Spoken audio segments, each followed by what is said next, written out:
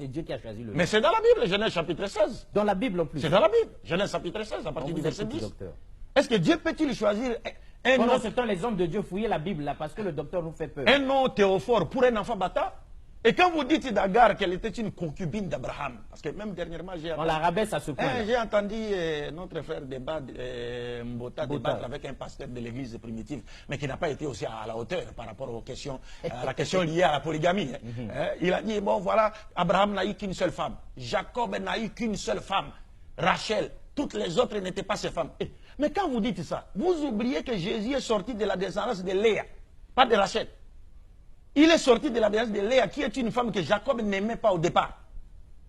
Et quand la Bible nous dit, quand Dieu vit que Jacob n'aimait pas Léa, Dieu fit de sorte que Rachel soit stérile et il rendit Léa féconde afin qu'elle soit aimée de Jacob. Et donc Jésus est sorti de la femme qui serait une concubine selon Bota.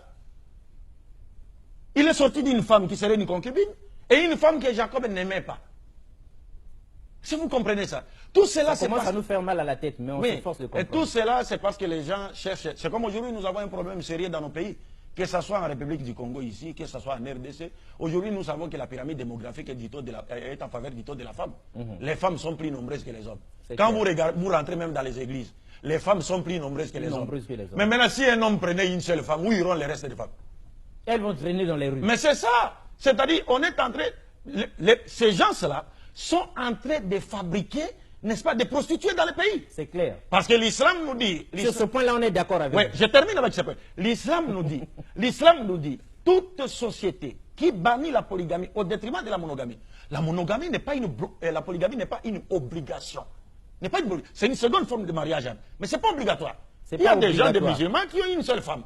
Ce n'est pas obligatoire. Mais quand vous bannissez la polygamie au détriment de la monogamie, l'islam nous dit, votre société connaîtra 4 ou 5 conséquences. Première conséquence, il y aura prolifération de la prostitution. C'est clair. C'est clair dans nos sociétés. Chez nous, là-bas à Kinshasa, vous pouvez passer dans la rue comme ça, une femme vous appelle. Papa, on m'a la poule date. Même ici, on appelle. Vous ne voulez pas monter l'âne. Regarde comment elle se rabaisse à ce niveau-là. Donc il y aura prolifération de la prostitution. 2, il y aura quelles conséquences? Prolifération des enfants illégitimes. Nés hors mariage. Quatrième conséquence, prolifération de l'infidélité. Parce qu'un homme qui voudrait épouser une seconde femme, vous le privez de ces droits-là. Mais il va sortir. Il va sortir. Et s'il sort, même la femme qui est restée à la maison, la femme dira, ah, mais lui il sort, il va ailleurs. Il pense que, moi je dois faire quoi? Elle va faire quoi? Elle va chercher à aller ailleurs. Ça va créer l'infidélité. Et enfin, c'est quoi? C'est la dépravation totale de mœurs. Parce que les femmes qui sont devenues plus nombreuses que les hommes vont chercher à satisfaire leurs besoins. Et là, quoi?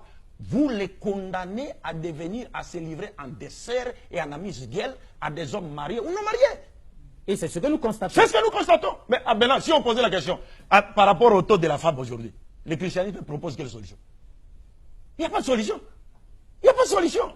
Homme de Dieu, on vous respecte, hein? Vous êtes archibishop ou quoi, on ne refuse pas. Mais regardez dans votre propre église. Il y a combien de femmes et combien d'hommes? Ce que tu as la ndengini, basi wana misusu, ce que tu as moko. Les restes, ils vont faire. Donc tout ça, c'était déjà vu et planifié. Le prophète avait tiré la sonnette d'alarme. Comme pour dire, si une société bannit la polygamie, qui n'est pas obligatoire, mais si vous bannissez complètement, alors attendez-vous à ces 4 conséquences-là. Et nous vivons ça. Et nous vivons ça. Et nous savons que Jésus est Mais depuis ce temps-là, pourquoi vous ne nous aviez pas dit? Mais on a toujours parlé de cela.